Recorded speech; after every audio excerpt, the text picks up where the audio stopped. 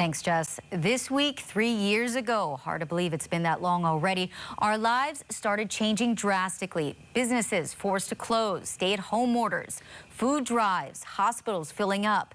Sam Spangler takes us back to the COVID pandemic, what went right, what went wrong, and what we've learned from it all. It was March of 2020. Hawaii's first stay-at-home order had just taken effect, and the streets of Waikiki, Kalakaua Avenue were empty. Now, they're full again. And our sense of normalcy, our economy has returned quicker than maybe anybody would have imagined.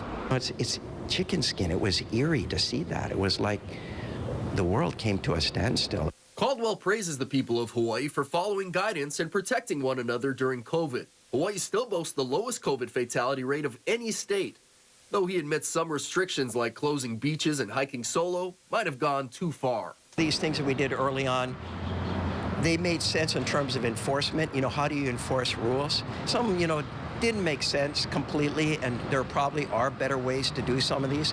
The decision to implement restrictions came down to lack of hospital staff to treat patients.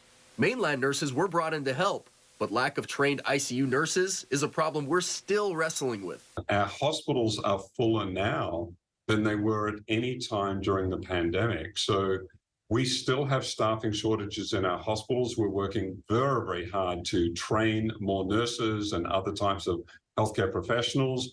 We still have in any given day about 500 to 600 mainland workers in our hospitals. HPU, and Chaminade are working on filling the need. As for our economy, tourism returned quickly. Hotel revenue in January is up 24% over 2019 levels.